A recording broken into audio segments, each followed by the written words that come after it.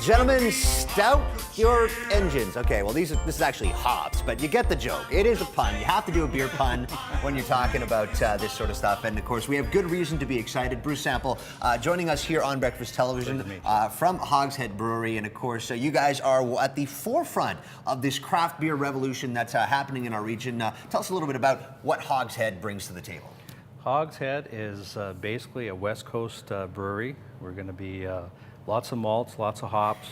We want our beer to be state-of-the-art. Basic ingredients in beer would be the two-row barley, which would be about 80% of your grain bill. Then your specialty malts. This is a chocolate, and this is a crystal.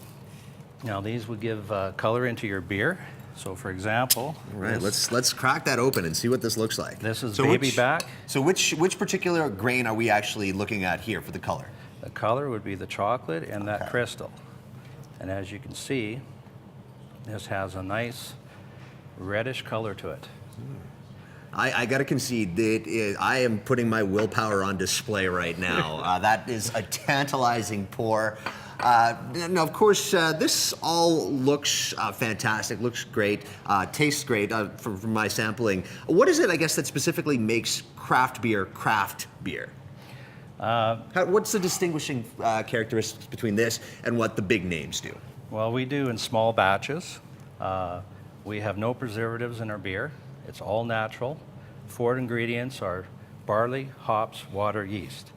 These would be the 2 different hops that we use in the baby back. You have Centennial and Cascade. They'll give bitterness and flavor to the beer. So let's take the process, because obviously this right here does not look like this. So how long a process, and just kind of maybe give us a kind of a layman's breakdown of what it takes to take it from the grains and the hops to turn it into that fantastic beverage. That beverage would take about 3 weeks. Basically, you set up for your brew day, you mill the grains into a mash tun with water, you steep it for an hour, recirculate it, pull off the liquid into a brew kettle, add the hops, boil it, chill it down, put it in the fermenter, add the yeast, and in about 3 weeks later, it's bottled and going out the door. There you go. Now, we were talking a little bit about the names behind some of these. You know, some familiar, we talk about beer, hops beer, we talk about IPA, we talk about porter. I don't know anything about these particular names except for the fact that they taste really good. Can you maybe give us a little bit of a background onto where these titles came from? IPA started in about the mid-1800s when England was going to India. They needed a beer that would make the voyage. So basically what they were doing is they were adding more hops and more alcohol so the beer would make the voyage. The beer was drank by the troops and the British people that were living there, and that's how the name came about, IPA.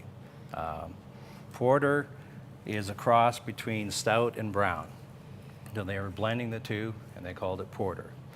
Porter is actually older than IPA, probably early 1800s. Oh, wow. So a lot of tradition, I guess, with that. Of course, the reason we're teeing this up, Edmonton International Beerfest, once again in our city.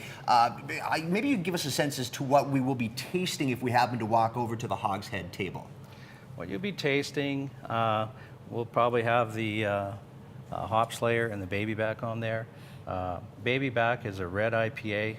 It's really not a traditional IPA because IPAs are actually supposed to be a little lighter in color. But we don't want to be like everybody.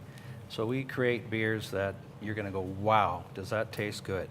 Hop Slayer is a 7.5% and 105 IBU.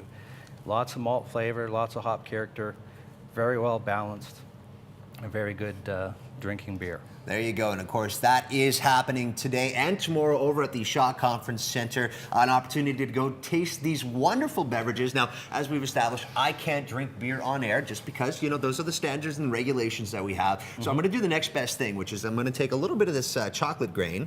And despite your warning, I'm actually going to take some hops. I'm going to put them in my mouth. It'll be the equivalent of actually having a beer. And again, Bruce, before I do that, I do want to say thank you for dropping by, giving us a little bit of a sample of what what you guys do at Hogshead. And of course, we'll be talking about the International Beer Fest coming up throughout the rest of the morning. In the meantime, I am going to, oh, well, there we go. We're going to the board, so I won't have to eat the hops. Okay, good. Okay, we are going to do this on camera, but there you go. It's starting today at 4 p.m., 3 p.m. tomorrow. Here we go. Improvised beer making with Courtney Theriault on Breakfast Television.